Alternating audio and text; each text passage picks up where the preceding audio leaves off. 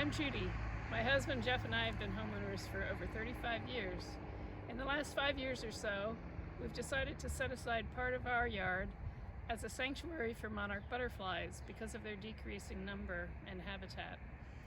So in this program, we hope to show you ways that you can attract monarchs to your yard. And also, while we're at it, we will talk about how to attract eastern black swallowtails.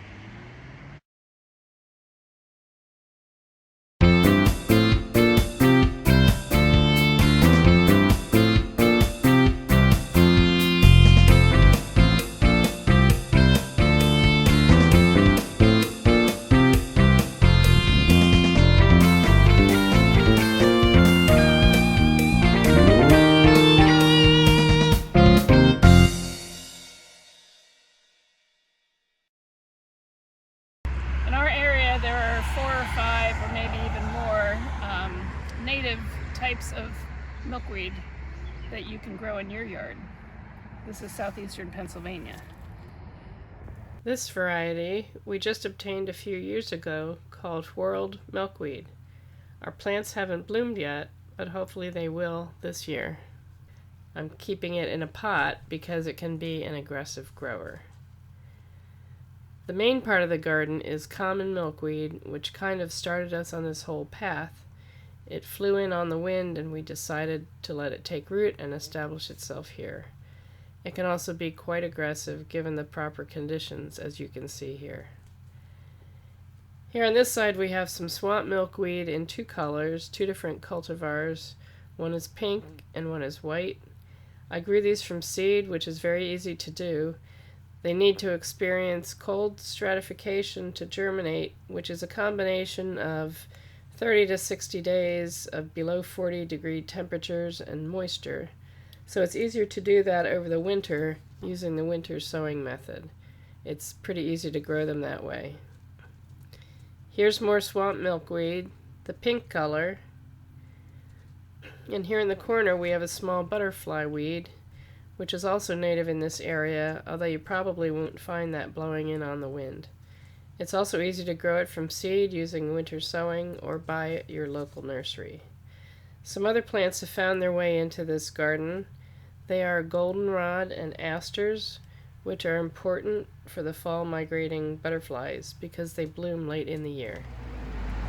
So before I mentioned about how to attract eastern black swallowtails to your yard, their host plants are in the parsley and carrot and dill, some of your typical kind of herbs that you might want to grow at home.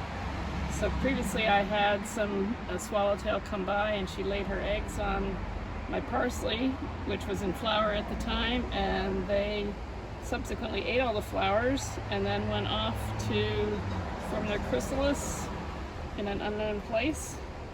And hopefully they will be sprouting forth as butterflies soon, but I won't know that.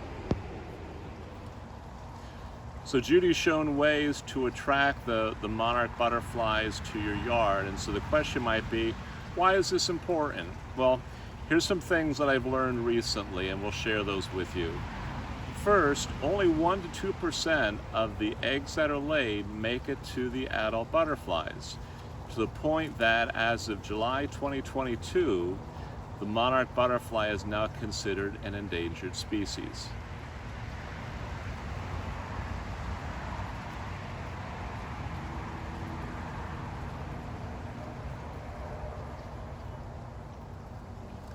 Growing milkweed is important because that's the place where the eggs are laid and provides the food for the caterpillars in that stage. So it's important to have flowers that can attract the butterflies, and we'll list some of those as well. But the important part is to raise the milkweed so the monarch has a place to lay the eggs. And when they talk about in a safe environment, part of that is with the use of pesticides and mowing and just changing the environment. The amount of milkweed that's out there has decreased, therefore there'd be less chance for the monarch to lay the eggs.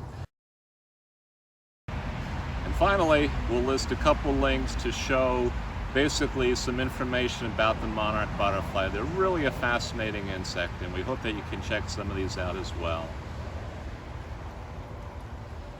So I hope you've enjoyed watching this video and maybe learned some things to help attract the monarch butterfly to your yard.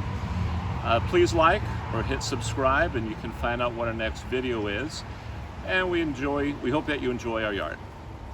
Thanks for watching.